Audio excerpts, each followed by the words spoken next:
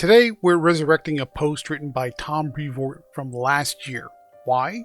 Because Marvel's lackluster comic announcements coming out of New York City Comic Con 2025 show early signs of realigning the X-Men to what the future of what the MCU will look like. And Tom's previous statements appear to be coming to pass. Spoiler alert, it ain't good. Marvel Executive Editor Tom Brevoort, one of the most respected, depending on your point of view, powerful voices in modern comics, dropped a truth bomb on his Substack that should terrify every single long-term Marvel fan. He admitted, openly, publicly, that the classic character of Agatha Harkness has been changed into virtually an entirely new character just to match the MCU. This isn't a rant. I'm not trying to go off on a tangent about swapping and changing and doing all the things that people don't like. This is about an editor at Marvel confirming what we've already suspected. The comics are no longer the source material. They're the marketing wing of the MCU. And the reason he gave for this betrayal of continuity is even worse than the change itself. If a 400-year-old magic icon can be erased and replaced for corporate synergy, then I have to ask the question, who is safe? We're talking about the absolute corrosion of Marvel continuity and how your favorite character, from Spider-Man to Doctor Doom, could be next on the chopping block. Let's dive in.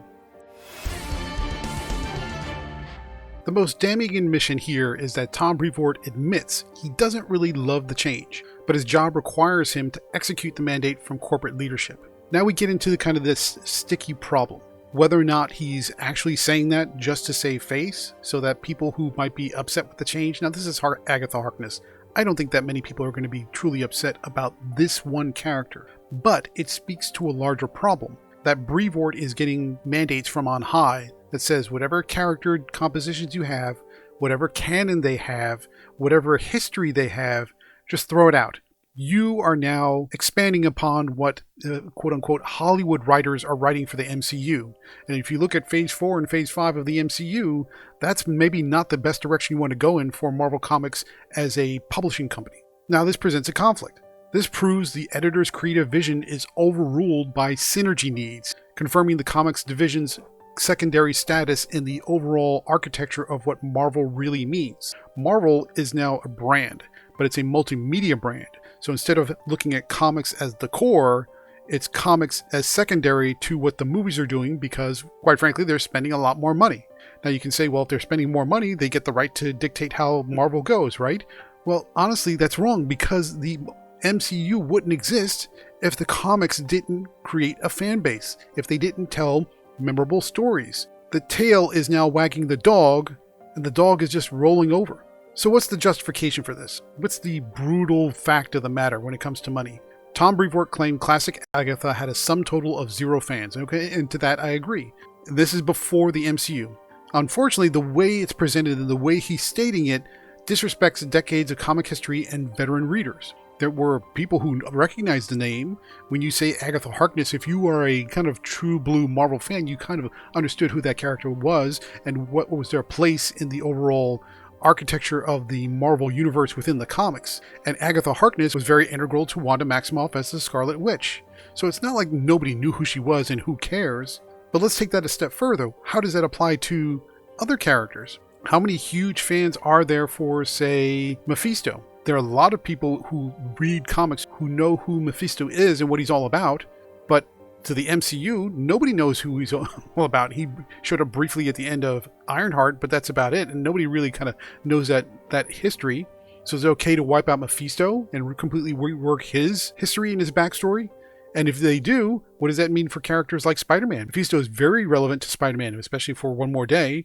He's very relevant to characters like Ghost Rider, as an example. So what we have here is Brevoort admitting, oh, it's okay to change this one small character because nobody cares, but that gets you on a slippery slope that's going to knock you on your butt. Now this creates a secondary problem, which is what we'll call the new reader trap. The goal is not better stories, but a clear path for MCU fans to follow Catherine Hahn's character directly into the books, prioritizing entry points over creative integrity. Now I like Catherine Hahn as an actress, I think she's great, but how many Catherine Hahn fans out there? She's not exactly A-list Hollywood.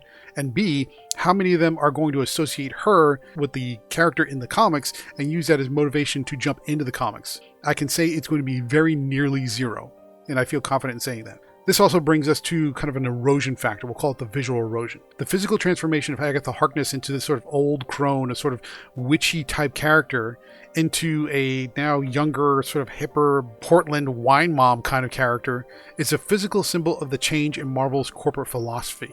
They're not going after the Marvel comic fans. They're not going after the Marvel readers. They're going for a sort of single middle-aged wine mom type of audience who are generally speaking not going to be Marvel fans anyway. So Brevoort, in his admission, is basically saying on high from the corporate executives at Disney and folks who are in charge of the Marvel MCU are forcing him to make changes that don't align with who and what Marvel Comics is at its core. Before we get into the grim history of this decision and who is likely to be erased next, let's just pause for a second. If you're one of the comic fans who still believes the books matter more than the movies, hit that subscribe button down below. We track the true state of the industry every single week, and your subscription is the only way to tell the corporate side that creator-driven, community-focused comics are what you really value.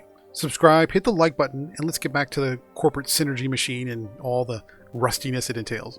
Now, if you've been around for any period of time, you know that this Agatha Harkness change isn't new. It's, quite frankly, it's the policy. So let's talk about a few characters where changes have already been made, and some of them very severely, and what that means for the MCU and for the comics going forward. First, let's talk about the Nick Fury precedent.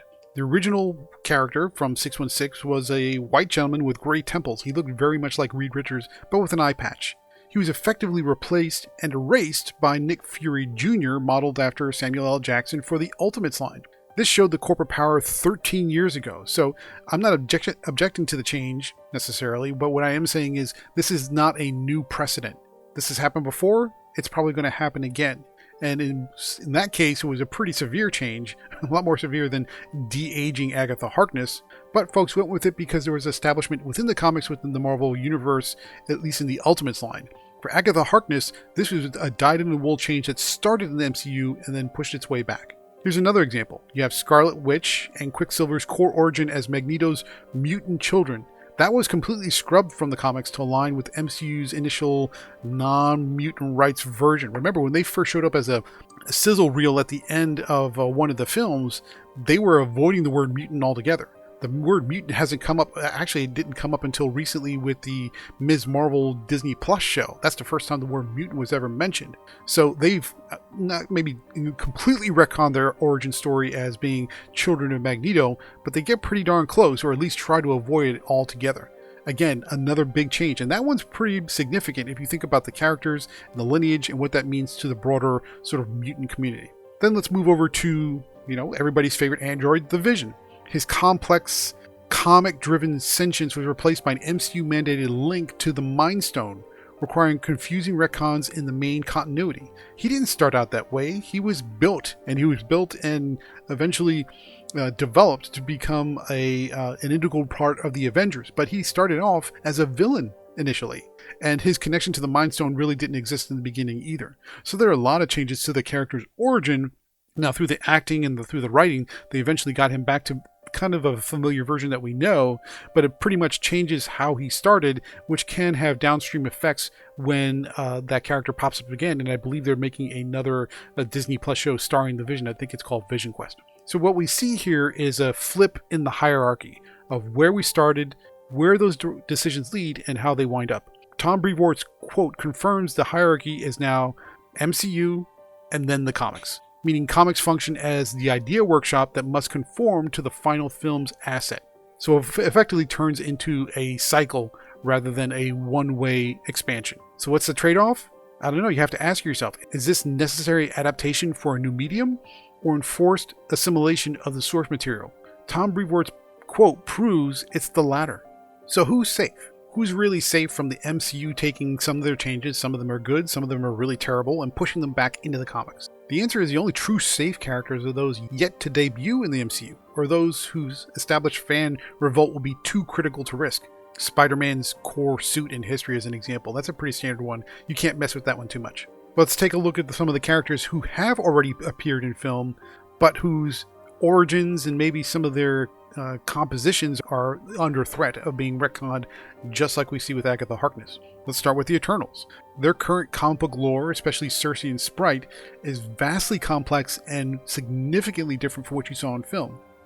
An imminent retcon is coming to strip their history to match the film versions. If they do a sequel, or if they include those characters in, I think Doomsday is coming up, you can bet that there's going to be some changes there. Second, Blade.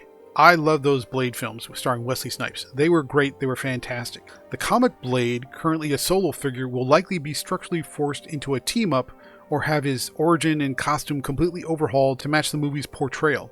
Now, they've had some problems getting the movie off the ground, and that's through the fault of Kevin Feige and the folks who were writing the film. But if they do bring him eventually to the film, you can bet there are going to be some changes, and it's not going to match up to what the Wesley Snipes films did. Next, you have Doom and Fantastic Four. Will Doctor Doom's nuanced, beloved comic character be reduced to a simple evil despot template, ignoring his complex Latvian identity for a streamlined phase villain role? That's likely. I mean, the fact that they brought back Robert Downey Jr. to play the character in effectively a sort of multiversal version of Doctor Doom means they're going to mess it up. They've already messed it up to a certain degree, and they're probably going to mess it up a lot more than we can suspect. Now, the Doomsday film is being run by the Russo brothers, so they have a good track record in the MCU. All the films that they've filmed, directed, and put forth have been probably some of the best that you're going to see in the MCU, so there's a good chance that they can make omelets out of those broken eggs. But it's a fair bet that the Doctor Doom we see is not going to resemble anything related to the Doctor Doom that we know. And of course, this kind of all combines into a grand irony.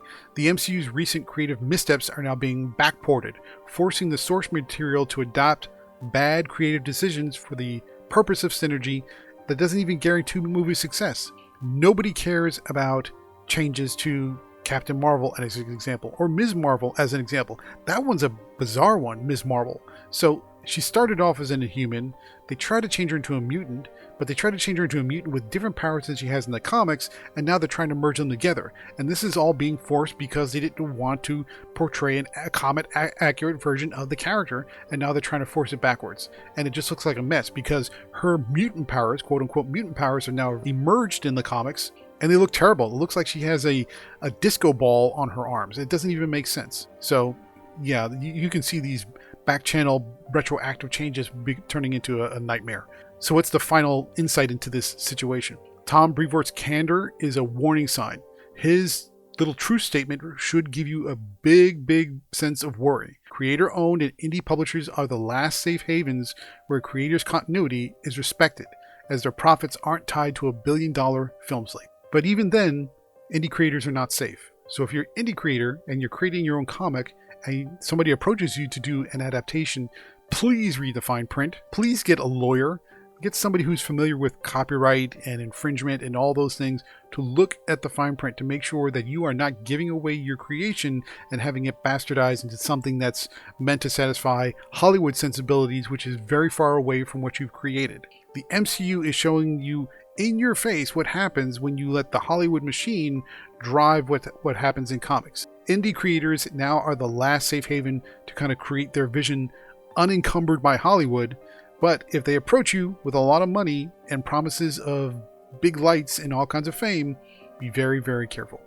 The truth is, Marvel Comics is currently run by a corporate mandate that prioritizes the MCU's needs and their direction over everything else. The Agatha Harkness confession from Tom Brevoort is the final proof of that.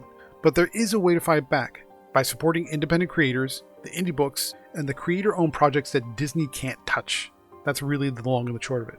Those are the last safe havens for original, continuity-driven storytelling. But let me know your thoughts in the comments. Which character do you think is next to get the MCU retcon treatment? Leave a comment below, give me your best guess, and I want to hear what you think they're going to do to whichever character they choose. So, I hope you found this video helpful and insightful. Now, go read comics, but read wisely. I'll see you next time for more comical opinions.